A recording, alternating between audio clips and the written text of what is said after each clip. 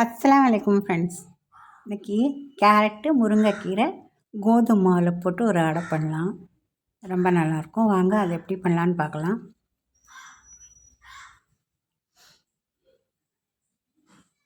இப்போ அதுக்கு ஒரு சின்ன மசாலா ஒன்று அரைச்சிக்கலாம். ஒரு பிடி வேர்க்கடலை எடுத்திருக்கேன். ஒரே ஒரு காஞ்ச மிளகாய் சேர்த்துக்கலாம். ஒரு கட்டி பூண்டு தோலோடு சேர்த்துக்கலாம். இதை நல்லா கொரன்னு அரைச்சி வச்சுக்கலாம்.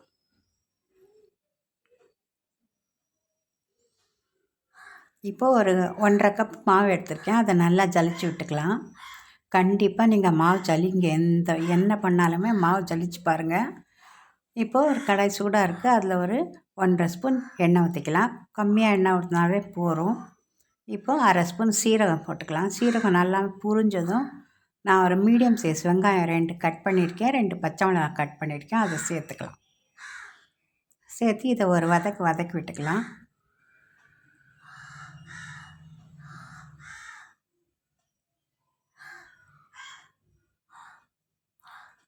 இப்போ நான் ஒரு குட்டியாக 2 கேரட் எடுத்து துருவி வச்சுருக்கேன். அதையும் இதில் இப்போ சேர்த்துக்கலாம்.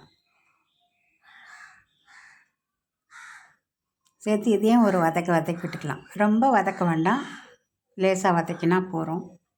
அது நல்லா வெந்துடும். இப்போ மறுபடியும் அது வேக தான் வைக்க போகிறோம். இப்போ நான் கழுவி வச்சுருக்கிற முருங்கைக்கீரை ஒரு 2-3 குடி இருக்கும். அது நல்லா கழுவி வச்சுருக்கேன். அதை சேர்த்துக்கலாம். சேர்த்துட்டு இதையும் நல்லா கலந்து விட்டுக்கலாம். நல்லா வதங்கட்டும். இந்த பச்சாசனெல்லாம் போகட்டும்.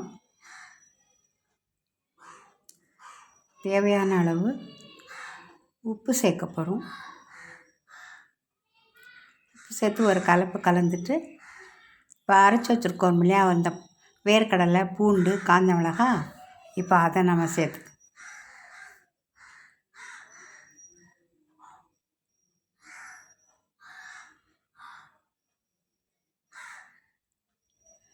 இதையும் ஒரு பிரட்டி எடுத்துக்கலாம். இந்த முருங்கைக்கீரை அப்படியே சாப்பிடவே ரொம்ப நல்லாயிருக்கும்.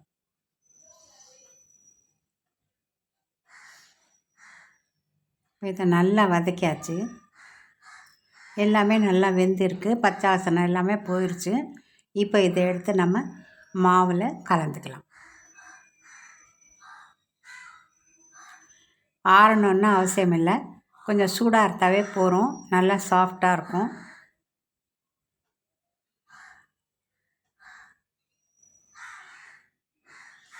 இப்போ கரண்டியாலேயே இதை நல்லா கலந்து விட்டுக்கலாம். ஏன்னா அது சூடாக இருக்கும், கை வைக்க முடியாது. கரண்டியாலேயே கலந்து விட்டுக்கோங்க. அதுக்கப்புறம் நம்ம மாவில் கூட கொஞ்சம் உப்பு போட்டிருக்கேன். இப்போ உப்பு சரியாக இருக்கான்னு பார்த்துக்கலாம். கம்மியாக இருந்தால் போட்டுக்கலாம். ஜாஸ்தி ஆயிடுச்சுன்னா கொஞ்சம் மாவு சேர்த்துக்கோங்க. இப்போ கொஞ்சமாக தண்ணி ஊற்றி இதை நல்லா சப்பாத்தி மாவு பதத்துக்கு பிசைஞ்சு விட்டுக்கலாம்.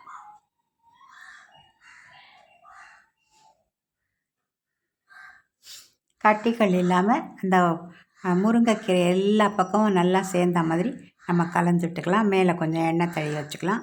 இது ஊறணும் அப்படின்ற அவசியம் இல்லை. உடனே நம்ம அடை தட்டி சுட்டு எடுத்துடலாம். பாருங்கள், ஒரு துணி போட்டிருக்கேன். ஒரு சின்ன தட்டு மேலே துணி வச்சு அதை கொஞ்சம் ஈரம் பண்ணி அது மேலே தட்டி போட்டாச்சு. இப்போ அது மறுபடியும் காட்டுறேன் உங்களுக்கு எப்படி தட்டினன்றது. ரொம்ப நல்ல வாசனையோடு ரொம்ப செம்மையாக ஹெல்த்தியான ஒரு சப்பாத்தியை சப்பாத்தி அடை எது வேணாமலும் சொல்லலாம். மேலே ஒரு 1/2 ஸ்பூன் எண்ணெய் ஊற்றிக்கலாம். திருப்பி போட்டு நல்லா செவந்ததும் எடுத்துடலாம்.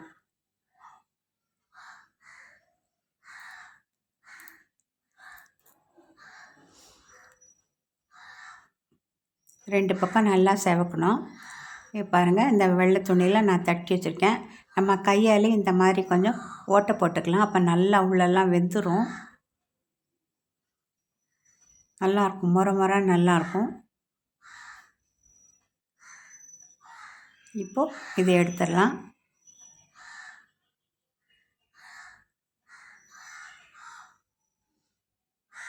இப்போது நம்ம தட்டி வச்சுருக்கிறத போட்டுடலாம். மேலேருந்து அந்த துணியை நேசாக எடுத்தோம்னா வந்துடும்.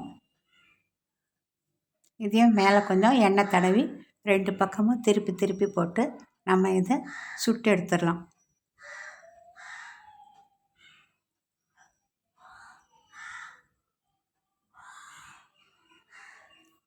இதே மாதிரி நம்ம எல்லாத்தையும் சுட்டு எடுத்துடலாம்.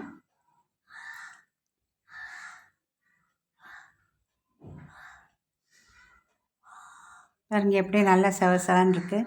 ரொம்ப ரொம்ப நல்லாயிருக்கும். நீங்கள் இதில் தேங்காய் வேணும்னா கூட சேர்த்துக்கலாம்.